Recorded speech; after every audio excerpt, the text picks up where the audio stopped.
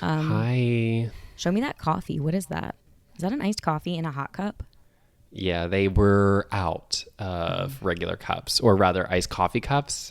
Poor excuse. Um, Poor excuse, and people were pretty upset. There was a lot of questions as to where the supplies were, and they didn't have Stop. lids either. Yeah, The you woman in have. front of me, you could see the steam coming out of her ears. She was like, "Where are the lids?"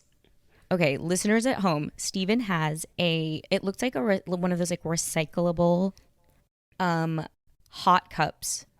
Right. 20, I'm calling it 20 ounces with a hot pink bendy straw coming out of it That's and from home. no cap No, well, they didn't. Yeah, because they it didn't have was. caps and they didn't have iced coffee cups. And then I had to walk home with no lid. That's Yeah. quite the balancing act. No, it's fucked. You ever go to concerts and they take the cap from you?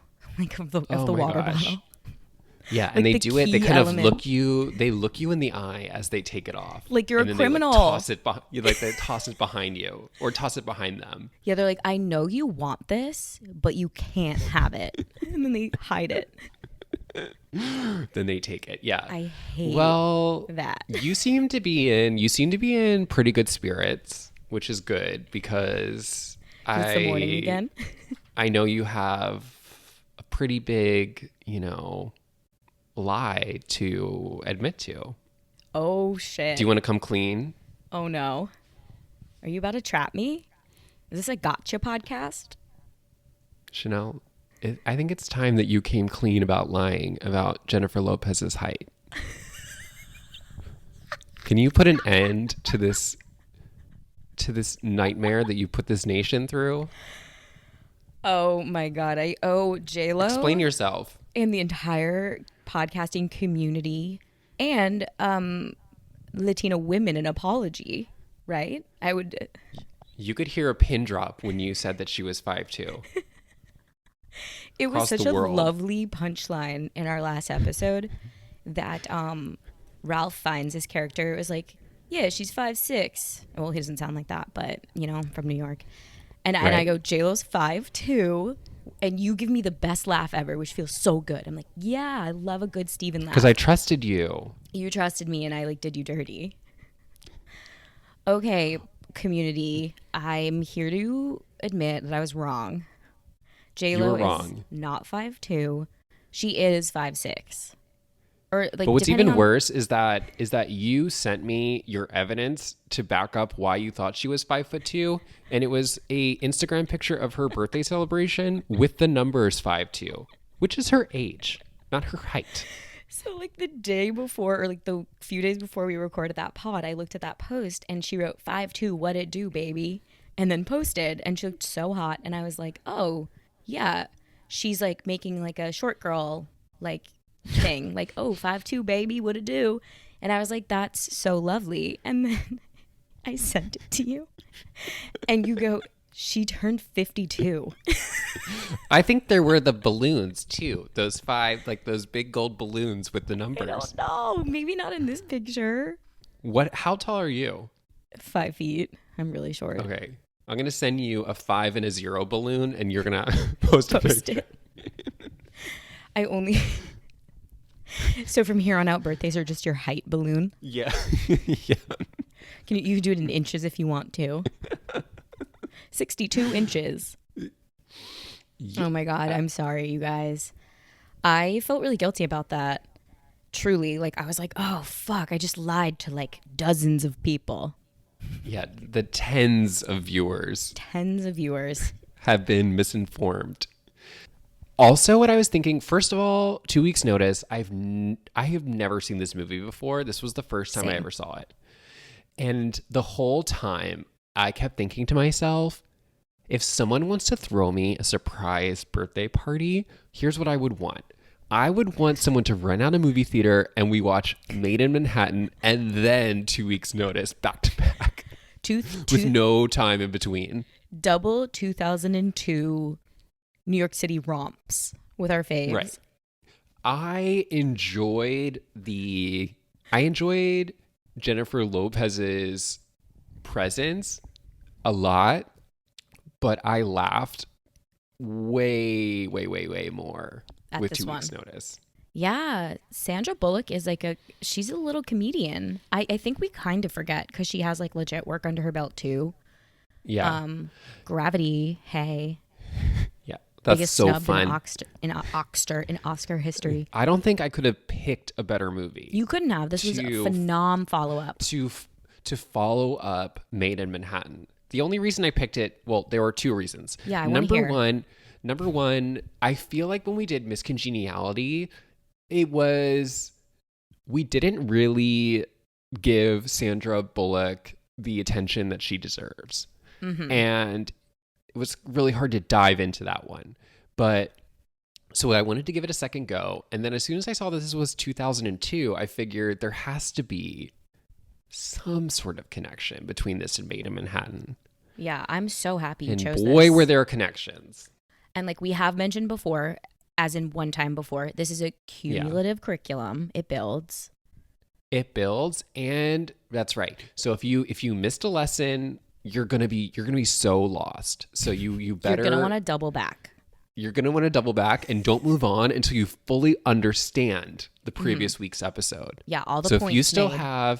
if you are sitting here right now and you're saying, is Jennifer Lopez Mediterranean? Go back and re-listen to Maid in Manhattan until you understand that she's not Mediterranean. Yeah. If you're like, wait, I thought JLo was 5'2", go back. Or And then you'll maybe still don't, be because confused. you'll still be confused because it was still wrong. Just rewind 5 minutes from now, and 5 then minutes. that should clear it up. That'll clear it up for you guys. But Yeah. yes, this is more of an advanced Sandra Bullock course right now. So Yeah. you'll be pretty confused. This is AP Sandra Bullock.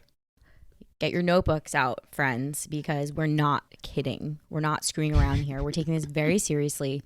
So seriously. Today's flick is 2 weeks notice.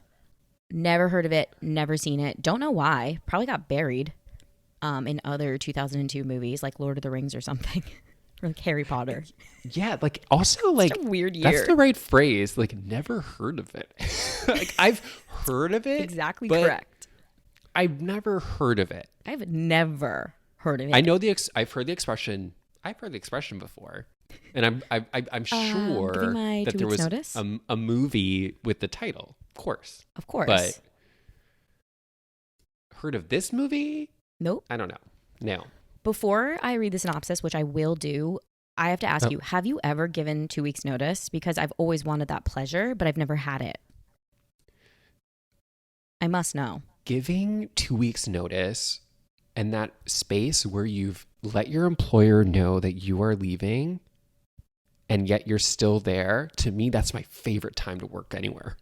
I would think, but like I've never been able to. I've left 3 jobs, so. Oh my gosh, with the customary 2 week notice standard? Yeah. Oh my gosh, good for you. And also very kind of you. That's right. It's not a law, right? You don't need to give 2 weeks notice. No, of course not. It's not a law. Not a law. But it is recommended, and once you give those 2 weeks, you can just relax. Yeah. And oftentimes in those 2 weeks, I find that I enjoy the job more. Really let go. Because you're You can no have your longer own Sandra stressed. Bullock moment. That's right. So it's relieving. it's so relieving. Do you like suddenly do you kind of slack at the job, or you probably just give like a normal amount of attention instead of like over attention, knowing you? Yeah, you probably just do it like what you're supposed to do. Yeah, this standard amount of like care instead of like this not overbearing, like overachieving stuff. I have that. Yeah, because one of my worst qualities at work is that when I see people Fearless feedback for yourself. not giving 100%, I'm like, okay, I'm going to take that task from you and I'm going to do it because I don't trust you to get it done. I mean, yeah, but then you get yourself in deep with like responsibilities. But I agree. Never works out. No, of course not. I don't trust anybody to do anything. No. Quite literally. No. Yeah. Take nothing off my plate, please. It's all mine. In fact, I'll take things from yours. Yes. because I don't like what I'm seeing from your Do better. workstation. This is made in Manhattan throwback. I'm the better maid. Yeah. Like, I'm Because the I'm better hotter. intern. I know you took tasks from other interns while you were an intern. That's a definite Steven. For sure. For sure. Amazing. Should I read the synopsis for 2 weeks' notice? Yeah, let's read it and then we'll get into it. Okay, I'm so ready for this. All right. Dedicated environmental lawyer Lucy Kelson, played by Sandra Bullock, we'll probably refer to her as Sandy, goes to work Just read the prompt because this is not the time. You need Is to George just stick Wade with a the basics right billionaire? now. Okay. Dedicated environmental lawyer Lucy Kelson goes to work for billionaire George Wade, Hugh Grant, as part of a deal to preserve a community center. Indecisive and weak-willed George grows dependent on Lucy's guidance on everything from legal matters to clothing. Exasperated, Lucy gives notice and picks Harvard graduate June Carter, played by Alicia Witt, as her replacement. As Lucy's time at the firm nears an end, she grows jealous of June and has second thoughts about leaving George. At a homely legal aid office, George aids Lucy in reminding her that they indeed love each other. Cut to a magical New York City kiss moment on the street. Oh, that sounds like a good movie. I don't know. I don't know about you. Sounds like a great movie. And continuing my trend, I wrote the last 2 lines. I You don't know if you could did. tell. Everything else was sourced. Everything else, yeah, sourced. Yeah. Everything else Sourced was from- properly sourced. Last 2, his words. Absolutely. My words. Yeah, this was a fantastic movie. This was so enjoyable. Okay. Is that your stomach? What is going on with you? My stomach. It's my throat. Ew. I keep drinking water, and you know how like air kind of gets trapped in your throat? It's not like a full burp, but it's like air gets stuck in your throat. I know you hate that, so I'm like trying to ignore it. It's making it worse. You can hear it. The call is coming from inside the house. It is Inside the in house. your throat. Folks at home, you might hear a little something. It's not my stomach. Gosh. But there If is you a stomach are- there is some stomach humor in this movie, which was shocking. We do have actually We have a that's lot really to cover. really important because there is a lot of internal medicine and mysterious illness work going on in the movie that if you are not paying close attention to the props, you'll miss that something is going on. Internal medicine. We'll get there. Okay. Now, So the opening, I'm so Right. excited. so the opening, like the title sequence. Well, I mean, I think we both had a funny in the title sequence. Kind of a similar function in Miss Congeniality, but Miss Congeniality takes like a full scene to do like throwbacky. This is who our character was when she was little. This movie Yeah. just does it in like a title sequence, which I appreciated. Which I loved. I loved the title sequence because it was a slideshow of images that told you everything you needed to know Black and white. about Sandra Bullock and Hugh Grant. And Hugh Grant. you knew who they were. And I was enjoying it. I was watching the slides and seeing pictures of him in kind of like military fatigues, like little, cute little baby soldiers, like they dress up yeah, just aristocracy in. military propaganda for Brits. Right.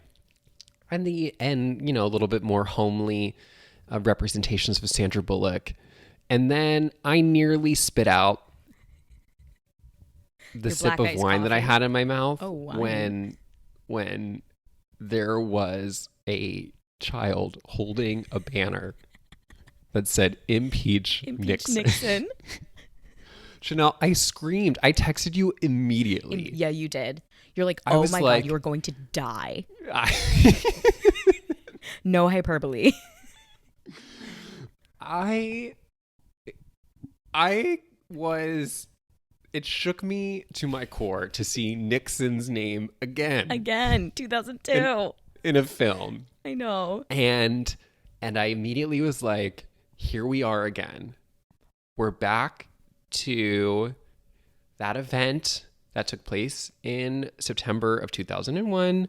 We're right after that again, and we're dealing with the same themes and ideas. Yeah, the same New York City. So loved the opening title cards. Young Sandy Bullock is clearly a social justice warrior, as evidenced by her banner. And then Hugh Grant is clearly just rich. Like, that's all I got from him. He's rich. Now, Maid in Manhattan was much more overt in its conservative messaging. I think that this film is equally conservative in its messaging. It's just a little bit more sneaky because yes, it's way more disguised. Because they take this liberal, Sandra Bullock, and they let us know that she's a liberal because they let us know that she cried when George Bush won both times. Yes. So she's a liberal, and I've only seen you cry twice. Once when George Bush was elected. Which George? Yeah. No, she goes, which Bush? Yeah. Yeah. I went, oh, that's all I needed. So we see her conversion into conservative values throughout this film, which is probably even more of a descent than J-Lo, but we'll get to that. Yeah, it's a little more sinister. But you're right. She's an activist. Yes, that's where I was going. Activist Sandy, as she's evidenced by the she's costume. a lawyer. She's a lawyer. That was shocking. It's shocking because we never see her do any legal work. There's one scene where she does represent Hugh Grant in divorce proceedings. A divorce settlement, yeah. But you're just like, what? It seemed like she was more just pushing paperwork in that scene than ever doing any real legal work. Yeah, once again, a film that would have benefited from a historian. So just the parallels between this and Maid in Manhattan are like actually eerie. Not much of a foray into what it's like to be a maid. Not much of a look behind the curtain of what it's like to be a lawyer. Not at all. But I guess that's the point. The point is she's like an overworked nanny with him. But okay, getting ahead of ourselves. She's in like a hippie outfit, or like a very bohemian outfit with a headband, which the headband work in this film was impeccable. It was peak 2002. That big chunky headband to get those bangs out of her eyes. And she is like laying in front of a building so that they don't tear it down. Two very annoying friends, which I thought they were randoms on the street. I had no idea she knew them. And when that scene ended, I was like, okay, I don't really need to see these people again. And then they popped up a few more times, and I was like, enough of her. Oh, this is a me problem. Give me 1,000 guesses. I could never guess her name. Them. I could never guess her name or his. This is exactly what happened. So I watched and they don't like her. They hate her, but they tolerate her. It's weird. The best friend work again is very weird. So I thought these were two randoms that we were never going to see again. Basically the guy proposes to his girl on the ground in front of like a demolition site, a wrecking ball, quite literally. And they skip off, and I'm like, okay, we are never going to see those two again. That's her best friend. Those are her only friends. And they were acting as if they had well, first of all, I really thought they were going to a yoga class. And second of all, rolled out two they yoga acted mats, like they had no idea what they were doing or why they were there. It looked like she courted two randoms on the street. She was like, hey, I need like some bodies. Do you want to like just come through? I have a mat for you. And that's what I thought. And I was going to say this is like a me problem because I started this movie I watched this movie in 2 nights. So the first night I saw the first like 20 minutes, which was not good. And then so the second night I had no idea that was her best friend. And I had to go back to the beginning, and it made a lot more sense that she was at this woman's goddamn wedding. But they initially paint Sandra Bullock as a real life crazy person. Yeah, that's what that's what they're leading you to, quite literally. They're putting the water in front of your mouth and saying lick. She's crazy. She's crazy. And Nuts. then the second clue that she's nuts is that when they go back to her apartment, it has that yellow wallpaper. That wallpaper. I was like, I had lived in an apartment in Brooklyn one time with yellow walls. Oof. And Bad it was for my a mental descent. health. It was a descent into madness. Into truly. crazy. Yeah. I was sort of confused by the choice. I was like, okay, she doesn't have a lot of money. Got it. Cool. No, she has no money. But that wallpaper was like, she has no money yet. She has a pretty complicated Chinese takeout food order. yeah. Disproportionate to her lifestyle. Makes no sense. I mean, I would love to get multiple orders from a Chinese food restaurant, but that adds up when you get 4 entrees in a night. I didn't understand what they were doing with that. Okay, they bring back the Chinese food order 3 times, which is like a quirky, fun, like, haha, nope, I'm eating for, like, they're like, would you like 4 forks? She's like, no, I only need 1. And then, like, the big punchline is on the 3rd time. She's like, no, it's for 2. Spoiler alert, she ends up with somebody at the end of this.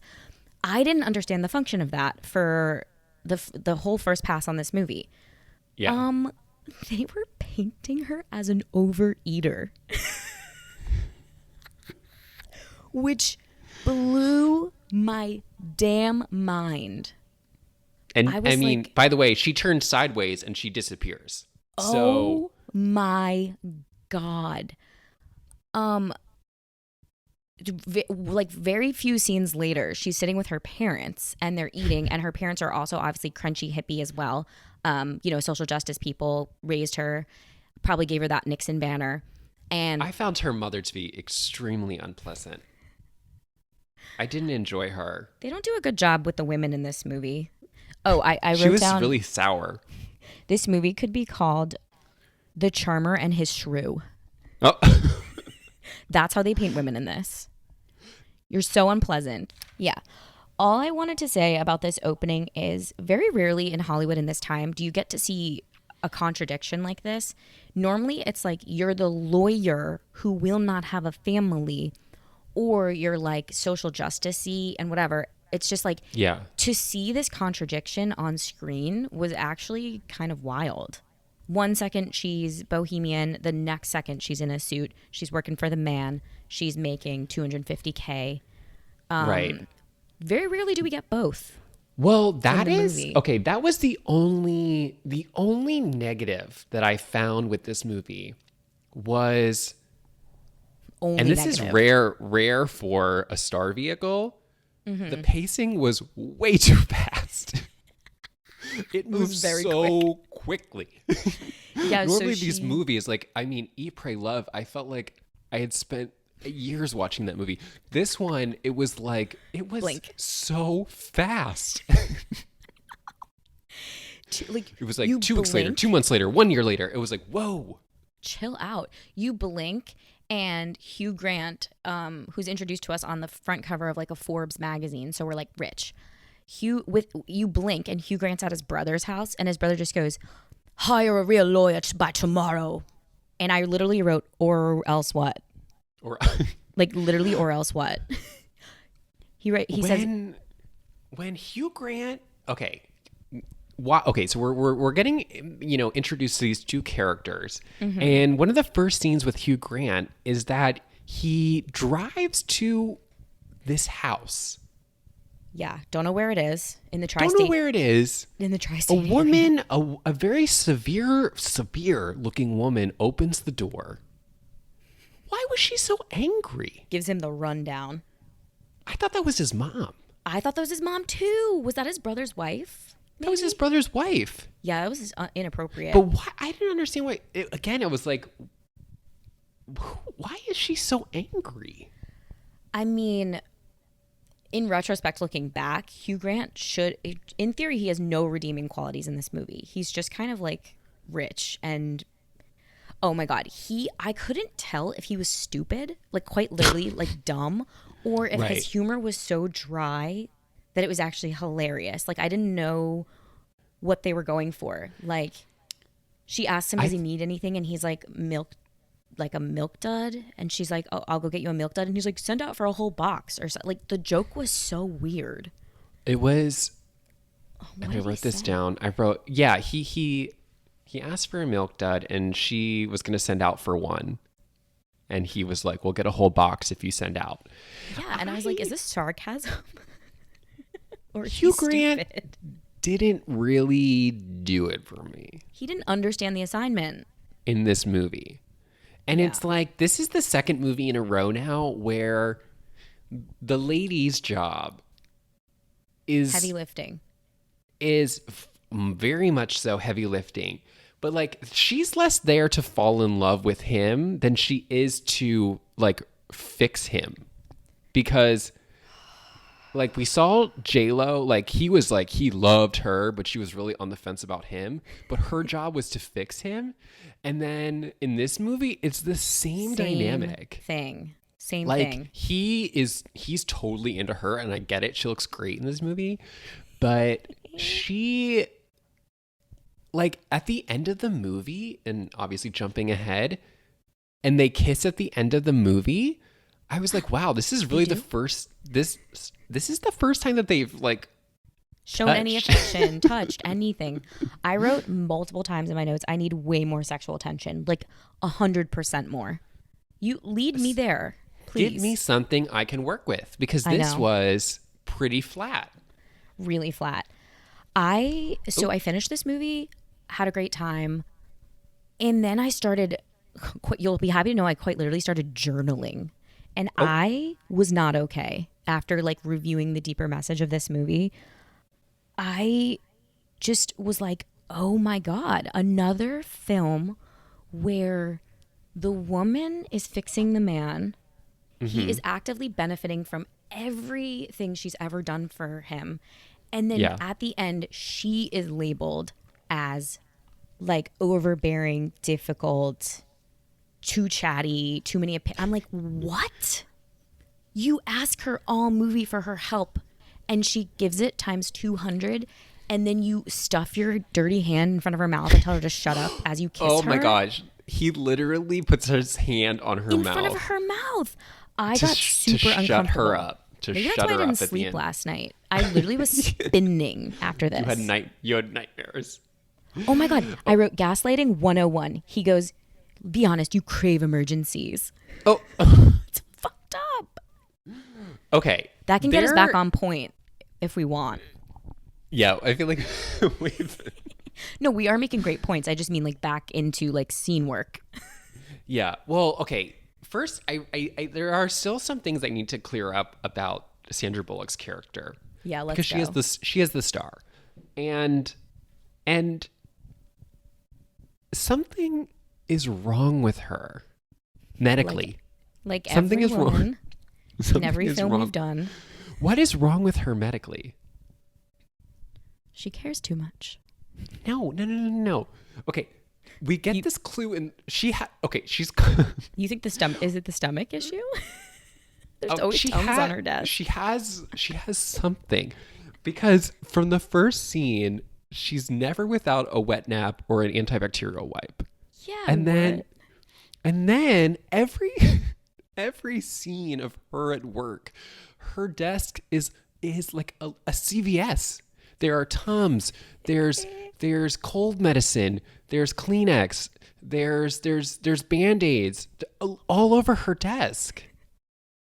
That was I was like, are they trying to send a message? That was super confusing because you'd probably look at that desk and go hypochondriac or something. Yeah, it's like, they don't okay, talk why about would it. you have all these over-the-counter medicines on someone's desk if it's not for a purpose?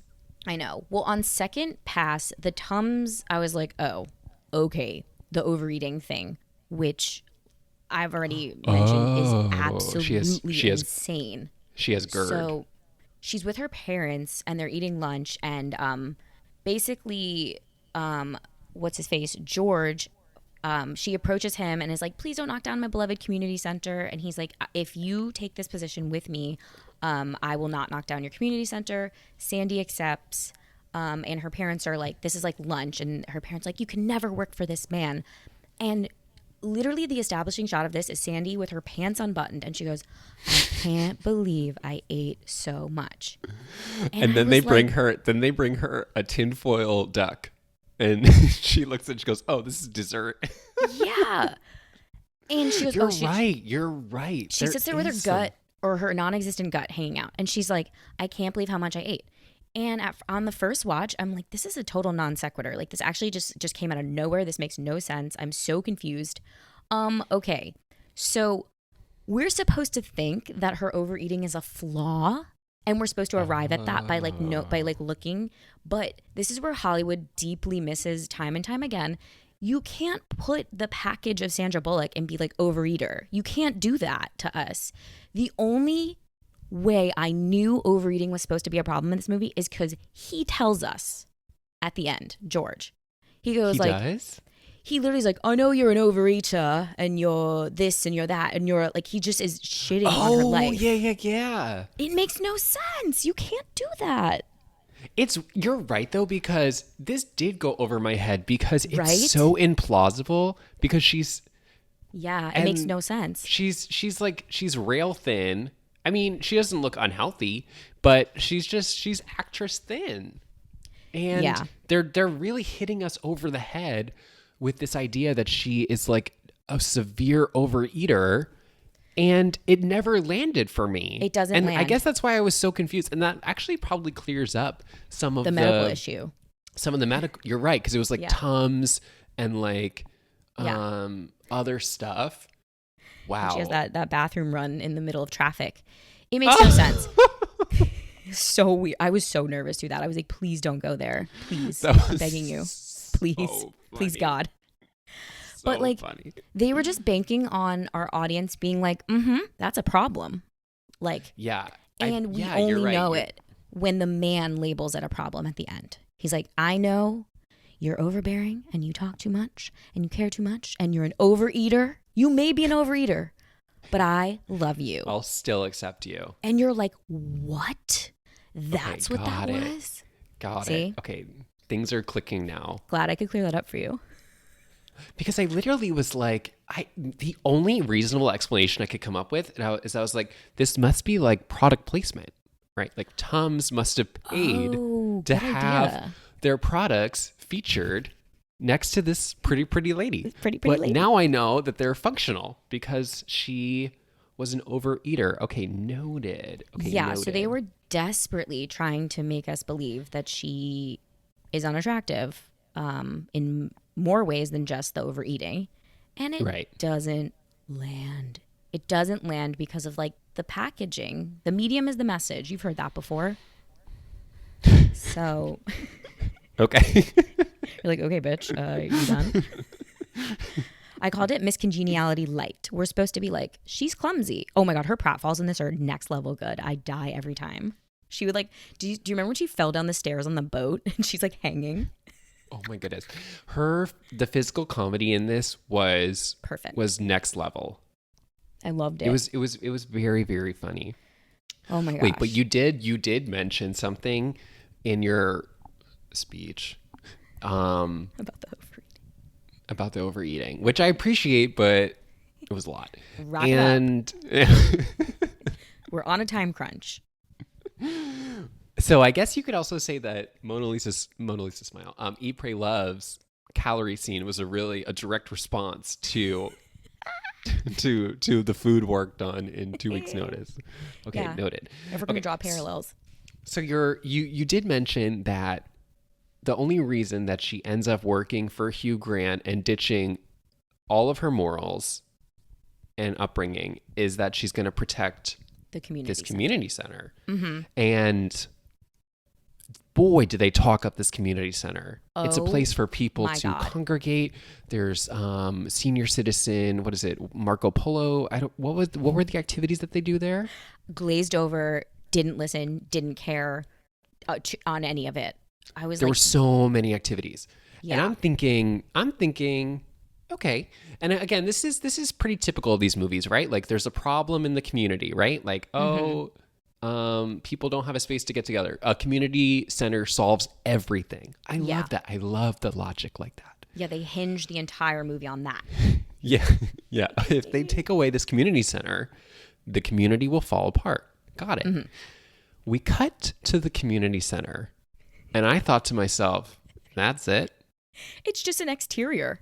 If you want to show me that the community center is so important, with kind of ratty plastic chairs outside. take me inside. Show me a bingo game. Show me. Let me get a tour. Let me get a tour. And you just see people leaving happily. They're like, that was great. What a good day. And then they walk out the front door. Yeah, the scene is like Sandra Bullock sitting against or on a bench on the boardwalk, staring at it, like kind of like smiling to herself, coming out of like probably a severe food coma. Knowing her now, knowing what I know about her, she's probably just coming to after a big dessert haul. So she just hit up a Le Pain Quotidien. Yeah, yeah, the Coney Island branch. She just hit up a chili dog. Yeah, she cleared out to the dessert case at Le Pain Quotidien, and she's staring at the community center. Oh, and I what song is playing? Oh my God. A lot of on-the-nose music work in this. Let me just say that I fumbled with my phone to download Shazam because all of the songs in this movie were so good. I wrote it down. It was Paradise, Counting Crows, featuring Vanessa Carlton. I wrote that down because Miguel had to get his Shazam out because I wanted to know that song. Wasn't it Big Yellow Taxi too in the beginning? Like yes, with that overt environmental messaging. Yeah, hey, absolutely. Mama. Ow, Charlie horse. Stretch it out. Get up. Yeah. Quick. Point your toe. Stop. I was crossing my legs after. Also noted that later in the movie, speaking of music, we got real life Nora Jones. With me. Oh my God, I know. No. We got Come Fly With Me as they get in the helicopter. And then I was like, oh my God, 2002? My ears perk up. So good. And it's real Nora Jones, not a backtrack. Not a backtrack. I imagine out. being Nora Jones sitting at your desk and you get a call and they say, you have two choices, Nora. Either you go and do Maid in Manhattan or 2 weeks notice. One of the movies you get to be in and the other one, they just play the music. She chose. Oh my goodness. She chose. And I realized I didn't really know what Nora Jones looked like. I know. I wondered if that was a karaoke singer, but it was actually her. I did a double take because, it is 20 years at this point. So I'm like, oh, is that Nora Jones? Oh, that's Nora Jones. Holy, okay. At a piano. That was shocking. Yeah. That was awesome. What's happened to her? Oof. I was so pissed at Nora Jones in 2002 because she beat Avril Lavigne at the Grammys. Oh, for Best New Artist? She swept at the Grammys. She got like 5 that year. And I was like a little kid who was obsessed. This is a banner year for her. It was a really good year for her. She had like the armful of Grammys. And I was love like, those pictures. Me too. It's kind of nice. It's like, it's very, you mentioned you like competition. I like competition. And I'm like, yes, sweep, bitch. Sweep. So that year I wanted Avril Lavigne to win everything. Sure. Because my God, Skater Boy, hello. And then Nora swept everything, and I was like 10 and didn't really understand like quality music. Sure, and that's Nora. It just looked like Nora wasn't trying, and Avril Lavigne had tried really hard. I was like, Nora didn't do anything. All she did was like play piano for like 30 years and write really great music with excellent arrangements and become a timeless jazz musician for the modern era. But I just didn't get it. I was like, what the fuck? I was like, Skater Boy? Got it. Complicated? I was an Avril Lavigne head. Okay. Wow. So this would have been triggering to see this probably for you. Yeah, I was triggered. To see your arch nemesis on screen. My arch nemesis. I've since come around to Nora. I actually love her. So, okay. The community center. Oh, wait. You know what I was just thinking? Is that What? why she demanded a basket of non-fat muffins every morning? Oh yeah, what the hell was that? Yeah. They kept repeating it. Yeah. That So she needs a basket of non. First of all, muffins, ew. fat or not, are calorically Gross for breakfast. astronomical. Yeah. It's why I don't dabble in donuts, because Yes. if donuts Too to many me, calories. too many calories for not enough substance. I Yeah. have no problem eating a 700 calorie like breakfast, Sandwich? Yeah, but I would breakfast, rather anything. have. I don't want one donut. I want like a few things. It's not filling. It's not about the calories. It's like substance. A donut to me, you're not getting a whole lot out of it. Yeah, it's not worth it. It's not worth it. Oh my God. I used to work at a place where they would cater our lunch. And this is now just like the rookie mistake is eating too much at work. You get so sick. And I'm like discovering this movie in real time with her eating, but like that was really, really hidden. makes sense why she has all those Tums. Yes, the Toms. She's probably constantly in pain. Like I said, the whole first pass of this movie, it was like every time she brought up her eating habits, it felt like a non sequitur. It felt like, bitch, we weren't talking about that. Like we were just about to talk about law. Yeah, ma'am. And by the way, show us the law. Yeah, exactly. I was like, oh, now we get into the law. Nope, she ate too much. It was so weird. Now she needs a nap. Yeah, like I said, it angered me to know that like that only landed when he labeled it a problem. Yeah. Okay, we can get off the overeating thing. Oh, there's one more character that we haven't talked about, and I feel bad even doing this, but what's her name? June, the new hire. Oh my God. Is her name June? Did I make that Her up? name is, I think it's June. We'll go with June. And this is June. nothing against the actress. I'm sure she's a lovely, lovely person. Do you know who she is? No. Miss Rhode Island from Miss Congeniality.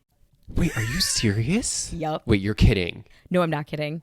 Also, same Are you guy kidding me? who wrote Miss Congeniality wrote and directed this movie. Oh my God. So he's just pushing old buttons, old cheat codes. Oh my God. I feel like I'm going to cry. I was going to say, You don't look okay. this is blowing my mind because I had a really visceral reaction to June. I was like, ugh. I didn't like her. Did not like her at all. I think that was the point, but ugh.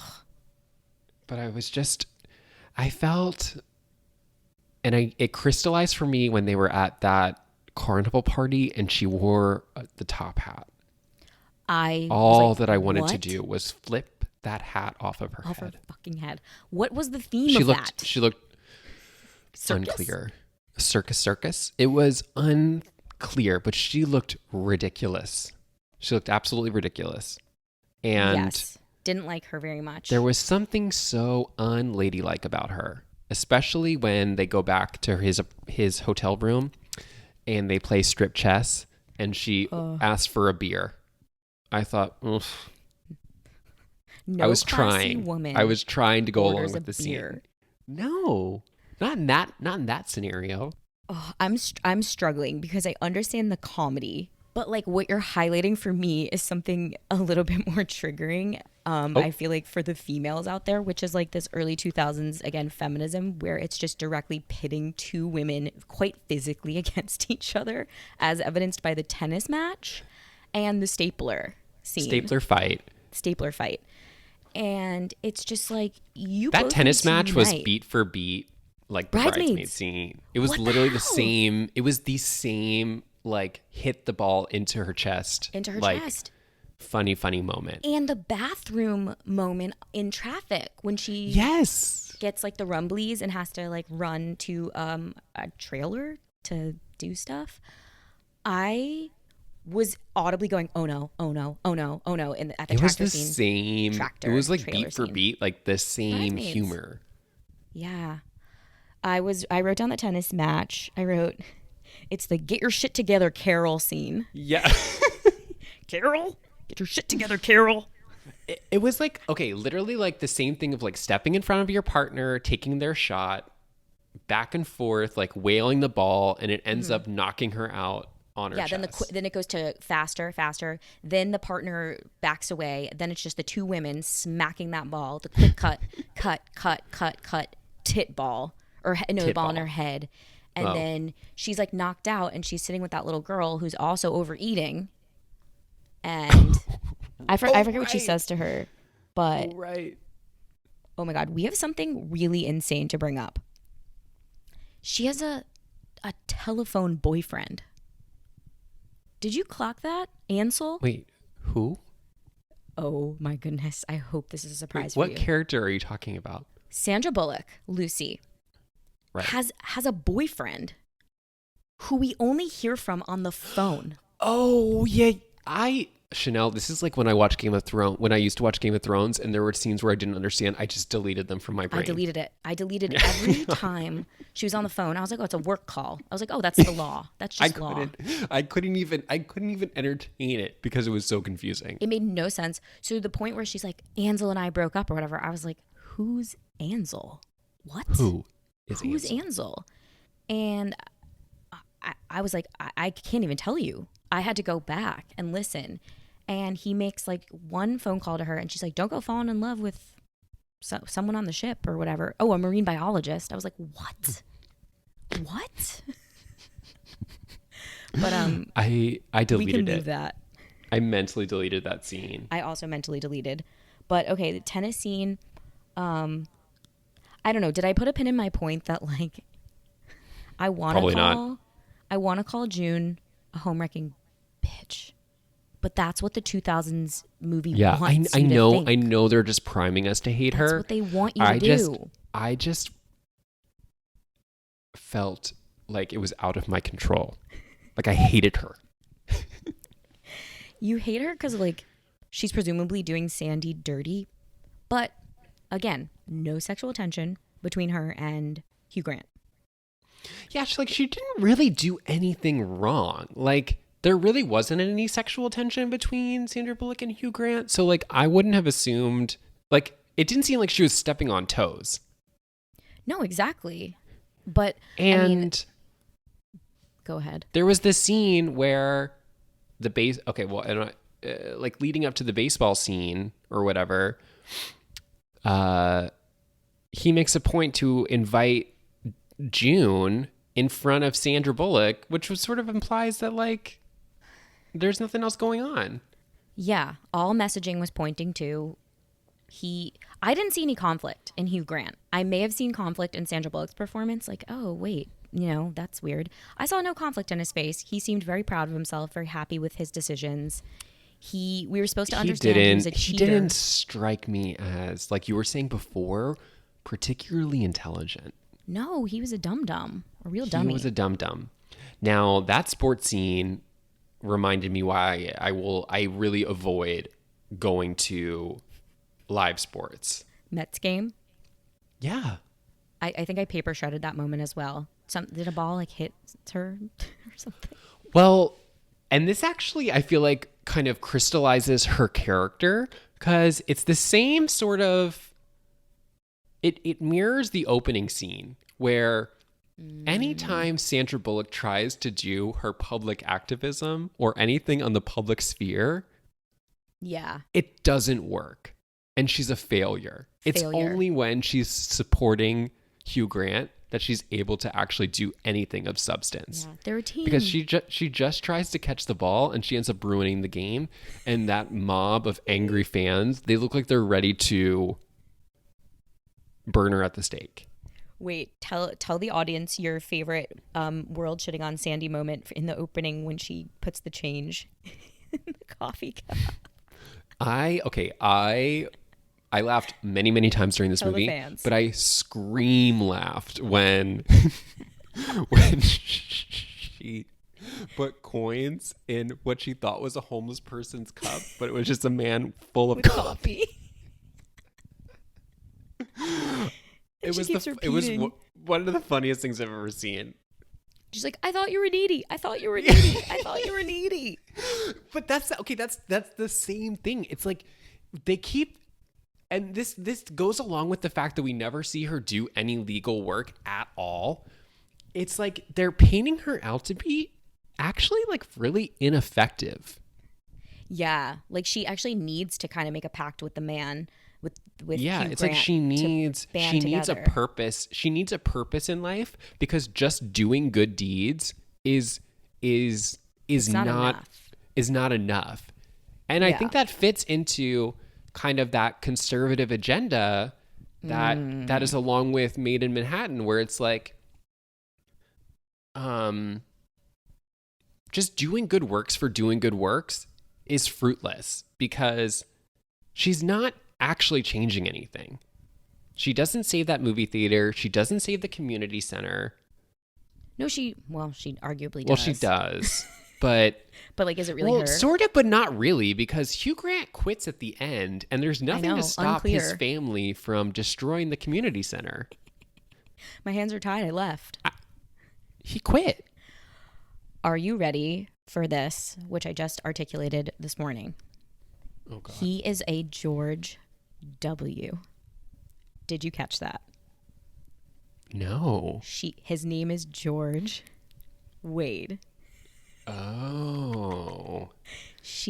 The messaging is sinister and sneaky. Wow. Okay, She this is making me sick to my ends stomach. up with a George W. I literally wrote the last thing that I wrote was that this is that the Maid? It's the Maid. This is I wrote this is a drama about inherited wealth because I'm so it's tired of really- this.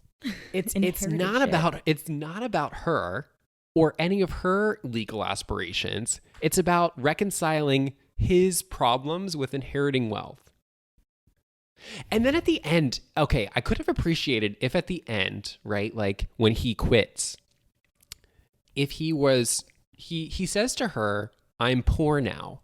Is that okay?" And you could see a little light bulb go off in her mind. She's like, "Yeah, this is great. I'm poor too. We can do this together." And he's like, if you mean sharing a helicopter with somebody else." And I was like, and she giggles. And that's supposed to be charming. Charming. And then he takes a tour of her apartment. Oh, yeah. Remember He's like, when I can get across it in 6 paces, 6 seconds. the first scene, remember that meme, that Hillary Clinton meme where she's like looking in that person's apartment? No, wait. Have you ever what is seen it? that? What's the meme? It's like a meme where she's like looking into someone's kitchen and she has like this shocked face when she was campaigning one time. Poor people. Yeah. It was very much the same energy of like Yup. of just like Yeah. shock and awe. His shock and awe. And it was played for comedy. Hee hee hee hee. She's poor. Wow, his name is George W. Yeah, I articulated that today. I was like, oh shit. Because, okay, I really Well, enjoy... Wade people are people. Yeah. That was I the poster in the enjoy- break room. Wait, what was the poster? Say it again. It said Wade people are people. Oh my god. It's just another movie where this billionaire is like is supposed to be like a man of the people. He's charming. He cares, blah, blah, blah. But he's everything he is because of the woman in his life. She writes that soundbite. She gives the soundbite to the magazine that attracts June to the firm. I'm just like, oh my goodness. This Inception level, because correct me if I'm wrong, I don't think the real world is like this. Is it? I know you've never been outside, so I can let you know. All right, here's what I want to say. I love the movies. I love movies, and I'm trying to write one. Again, brag. Oh, I'm trying to write a movie.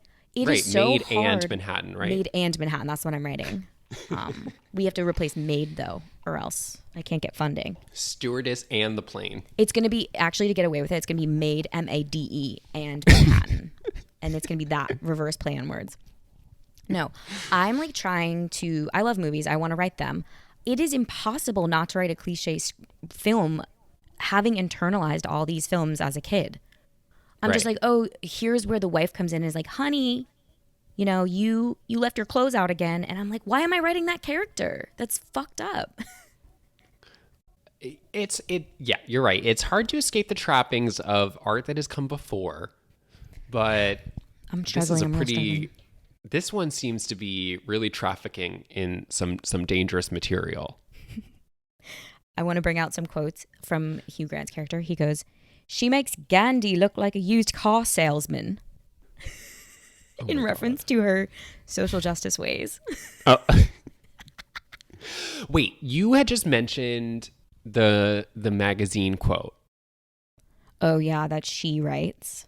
Okay, but later in the movie, they both talk about how they co-wrote it together. Yeah, gaslighting again, 101. Yeah. But in the scene, she's like, yeah, we did. Like, we wrote that together. I And it did was go like, back. huh? I did go back and look at it, and he in kind of very much how you source your synopsis, and then you add Yeah. your little flair at the end.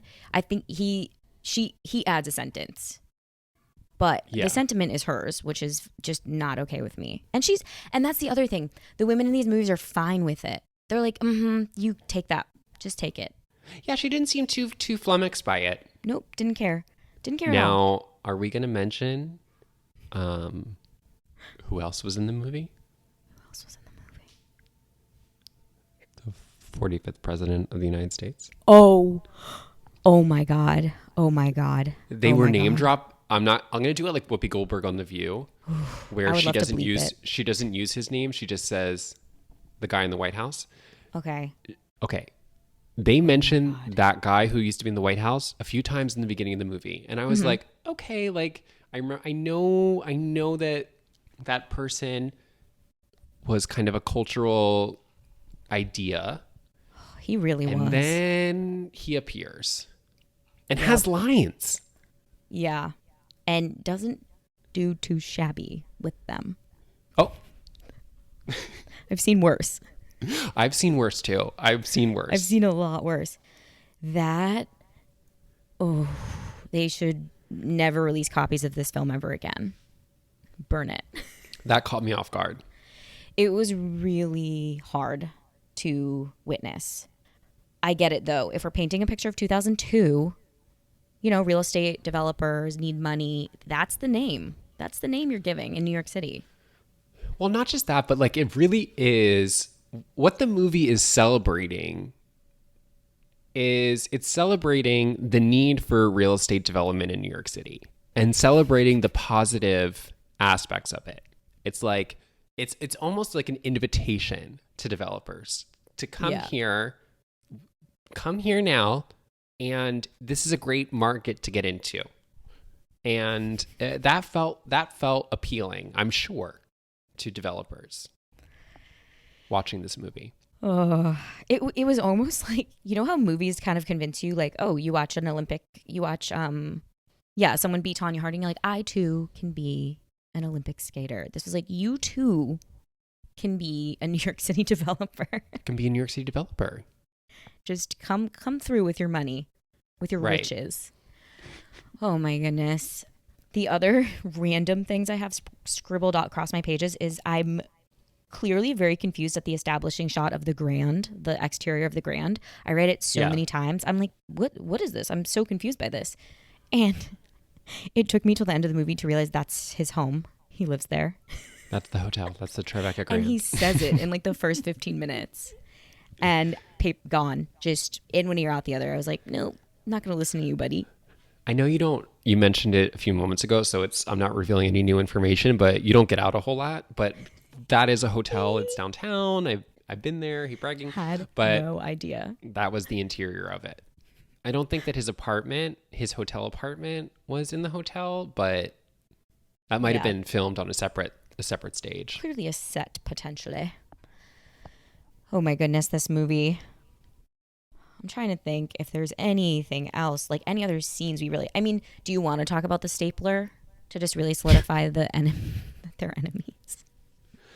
I mean, we have a cat fight when Sandra Bullock's 2 weeks are up and she has to leave, and she demands that she gets to keep her stapler, which is kind of a very interesting because, for a lawyer, I don't know if a stapler is the tool they would use the most, right?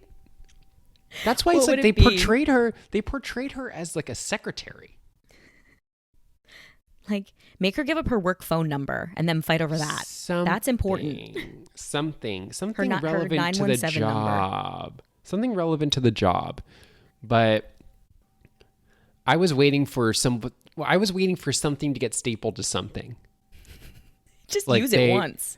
like their dresses would have gotten stapled together or something like that. But Yeah, that moment was truly wild. I just know that the writer of this script was like, we need these women to kind of come to this needs to come to a boil here. And it felt like a Right. placeholder scene. Like, they need to fight, and it's a light-hearted comedy, so let's make it get like physical but in a funny way. And it felt like, okay, we can put the stapler placeholder scene in, but we'll replace it later. And then it just always became about a stapler. And it was so bizarre. So bizarre.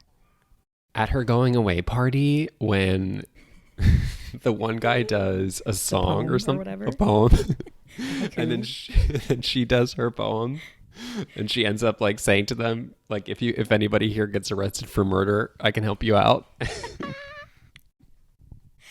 That was another Silence. thing too. Like, they cast charming Sandra Bullock. We giggle at every one of her pratfalls, every little misstep. We're just giggling, we're laughing, and then tasting the trying- envelopes. Oh my god, when she licks the envelopes, that was so funny. Oh, was that an overeaters mention thing? Probably. She tastes the envelopes. Right. The only I way got she can that decide what again. envelope is better is by tasting them. Yummy. Got it. But so then we're, again, one of those things, the packaging was just off. We're led to believe she's not funny in that moment because we cut to a dead silent room and they're like, this isn't funny. But I'm just like, no. All movie we've been giggling, and now we have to decide she's not funny because you're telling us to. It was weird. Oh my god, wait, when they both get their salads and she takes the highly caloric crunchy topping and moves it to her plate and she gives him the beets. The beats. I was, like I said, first pass, I was like, that's so rude of him. He's not even asking. He's taking her strawberries. That's what I thought they were. And then we were supposed to they complete each other. They're an old married couple. Yes, they need each other. They tried to do that a few more times. Also, having a really close bathroom call with somebody, they were like, they're meant to be. Like, that was the messaging behind that. Are we Which to was so assume that crazy. she has a familial generational issue with overeating? Because because her dad was eating soy products the whole movie. Tofuti. They were eating tofu cheesecake. Yes. And are we supposed to assume that because her whole family can't control their eating, that they've had to shift to lower calorie desserts so that they can continue to eat high volume but bring down the calorie count? Oh my Is goodness. that what was going on? I think so. I gotta know why they didn't change the script when they cast Sandra Bullock. Like, I understand. It's a real quirky, nice little character trait. She's an overeater. You're gonna have to give me overeater. And overeaters come in many shapes and sizes. Sure. But you just didn't sell it. I honestly, this is another point that you bring up often on the pod. Not a Norma Ray expose.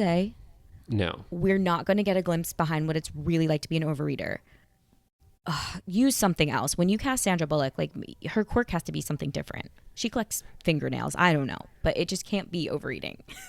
Yeah, like, now that we're talking about it, I'm like, wow, there were so many different nuggets that I guess all go in the same basket, but they all felt like they were all in individual baskets. Like the soy cake, the Tums, Yes. the dessert float that she orders. Dessert float. I'm like, oh, they all go together. Yeah. It felt so disjointed and segmented, and it took me a second pass through at least a couple of key moments for me to be like, oh, flawed person, overeater. Right. And he still loves her. It really took me 2 tries at this to get that. He's really accommodating. Oh my God. He's so forgiving. A saint, this man, a saint. To to put up with this shrew. Oh my God. So then I think we have to go to his ending speech or his scene with her, right?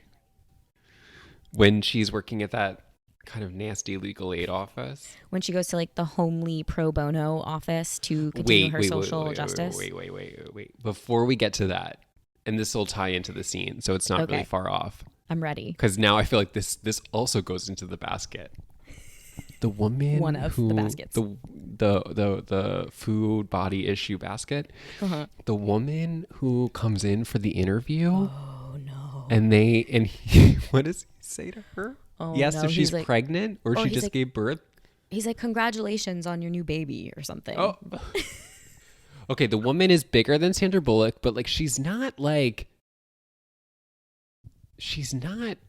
She's not even super plus sized. No. She's just like someone bigger than Sandra Bullock, which is everyone. So that's why I was like, it was a strange moment because what was he saying? He was saying that she just gave birth because she was bigger. Yeah, this was super clunky. It was like, how do we communicate that he's just misstepped, whatever. How do we communicate that he's going to put his foot in his mouth here? And right.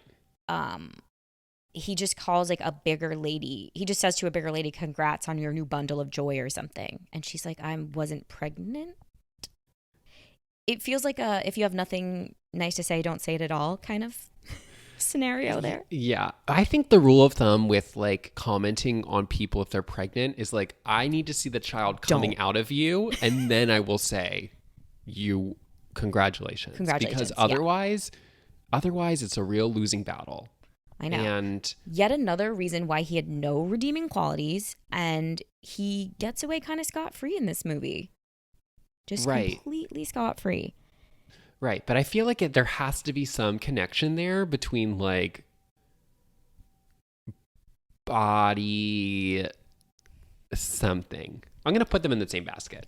I think we should culturally keep our eyes peeled for this body stuff in 2002. It was a time of intense cultural gaslighting where they would put Hilary Duff on the cover of a magazine and be like, look at this bigger woman. Bigger girl. Yeah. Oh, by the way, guys, the podcast is now entitled 2002 and we're just going to, we're going to watch every movie that came out in 2002.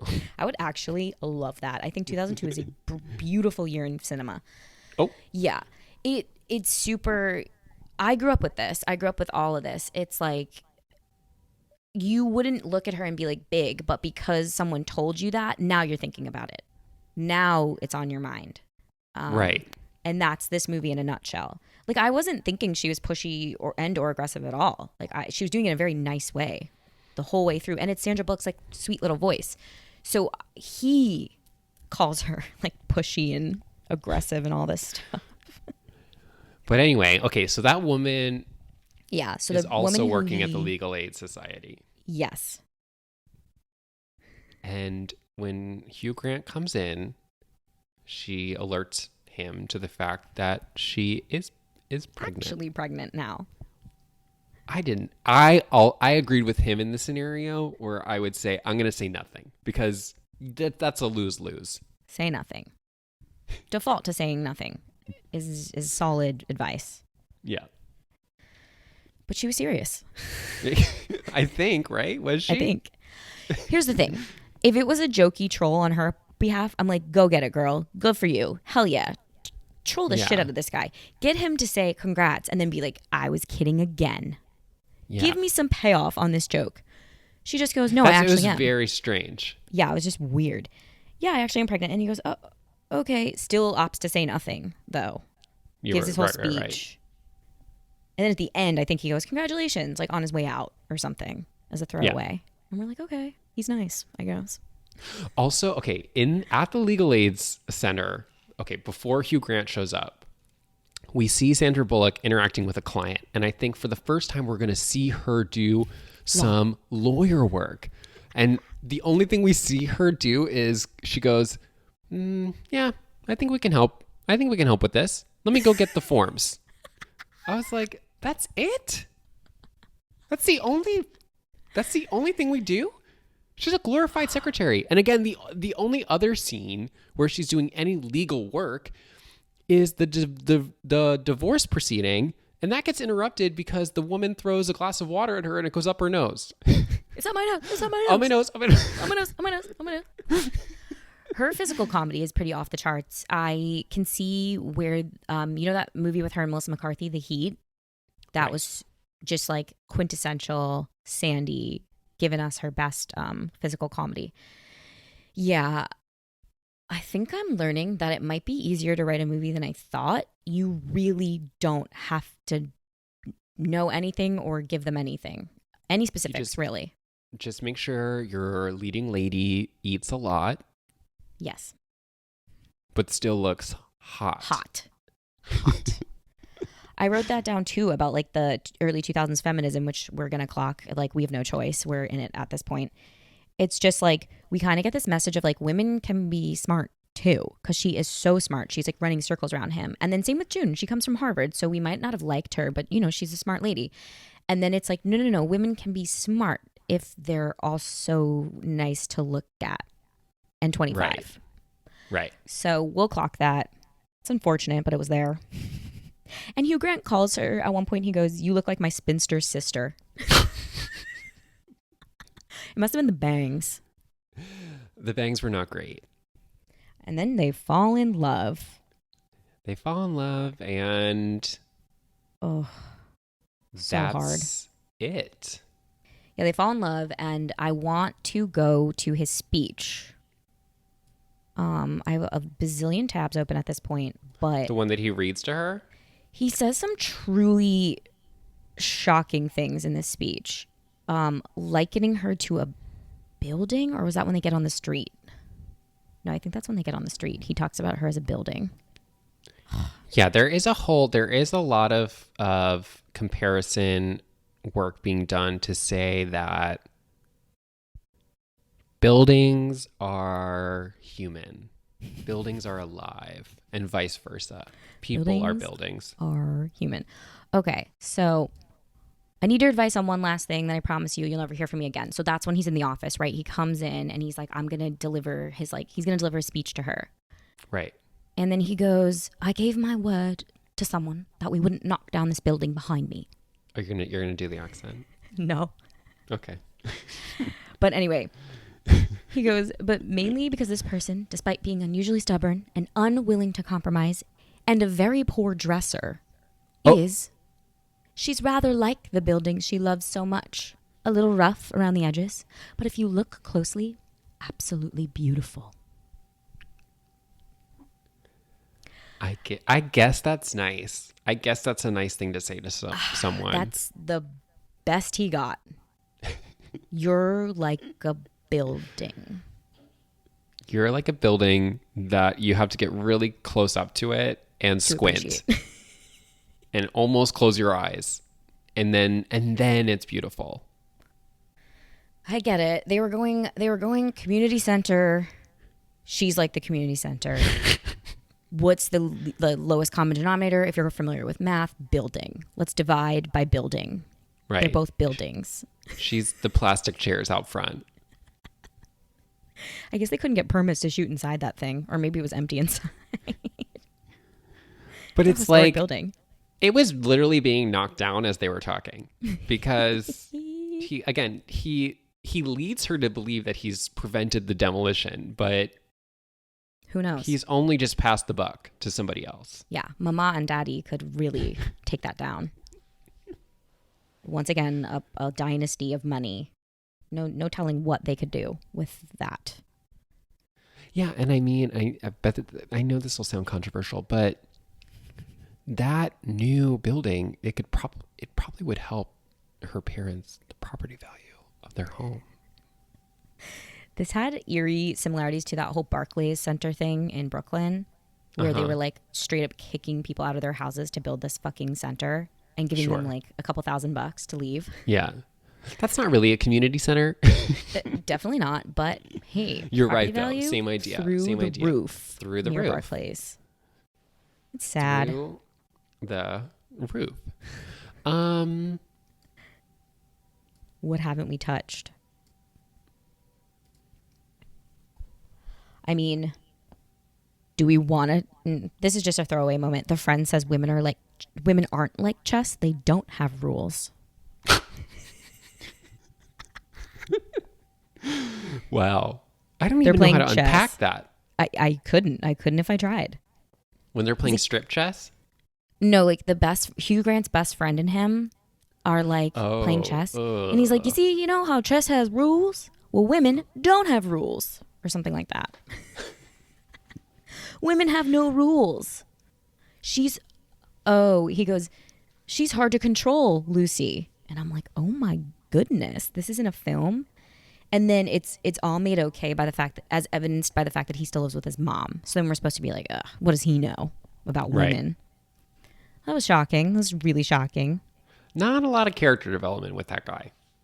Not much, no.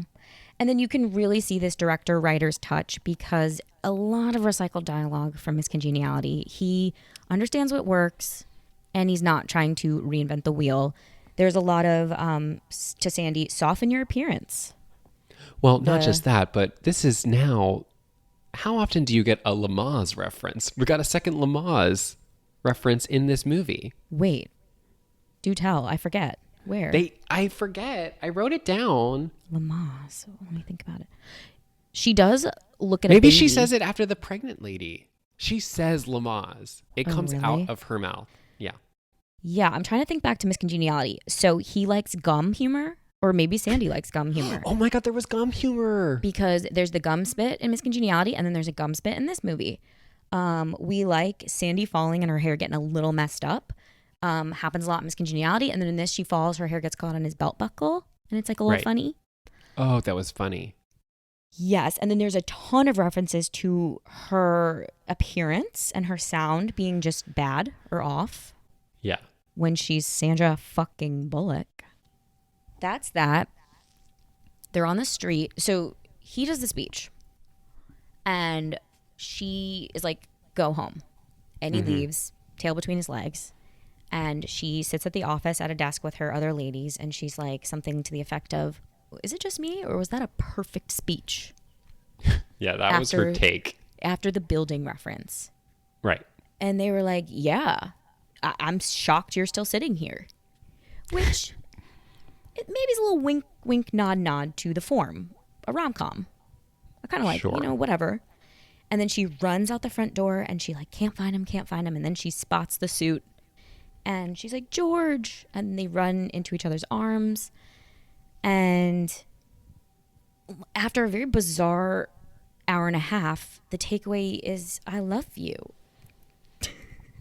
There had been no intimacy between the two of them, and she doesn't really even get a say in it because as soon as she starts talking, he does cover her mouth to shut her up, and then gives her a big wet one on the mouth, and that lets us know that they're in love because previous to that, it was as if they were friends. So it was good to see him choose that they were in a relationship now.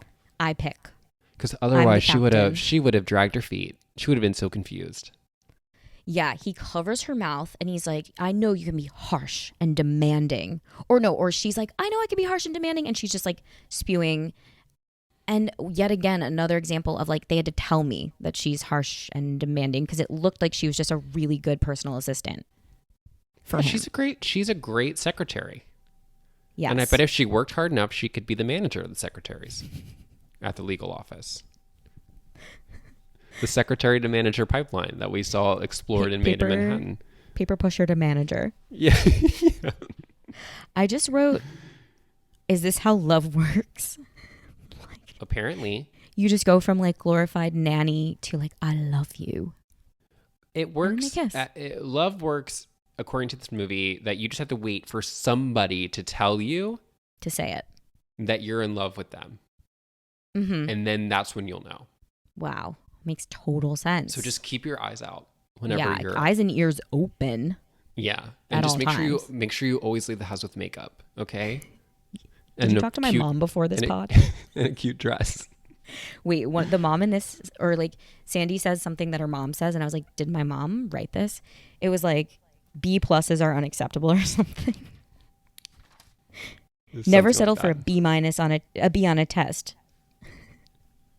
She's like great. Basically confessing to him that she never settles for B's, and I was like, that's my mom's motto. Like, you can negotiate out of the B. Mom would be like, did you go in and talk to your professor? Did you just go in and talk? Just talk to them. Anyway. I have a lot of trauma. We won't get into it here. We don't have time. We don't have time. We really don't have time. Oh, and that's all the time we have today. That's all the time we have, folks. Final thoughts. Anything. My final thought is I'm glad that we discussed this, and I now realize that it's a meditation on overeating and kind of the dangers of gluttony for women. Let me just say, women only. For women. Men can be gluttonous when it comes to real estate, but women can't be gluttonous when it comes to food. That's the theme of the movie. Once again, required viewing, as all of our movies are that we cover on this channel. Right. Channel. Right. Why do I keep saying channel? Podcast. And if you skipped Maid in Manhattan, shame on you. Shame. That's my favorite episode we've done. Noted. Alrighty. Thank you, Sandra. Thank you, Sandra Bullock. Thank you, New York City. Thank you. Thank you, Sandra Bullock. Thank you, Hugh Grant. Thank you, Steven. We will see you guys on the next one. Don't forget Where I'm sure we'll have to clear up some of the lies that you told this time, but we'll deal with that next time. We will take responsibility next time. All right. See you later. Bye. Bye, everyone.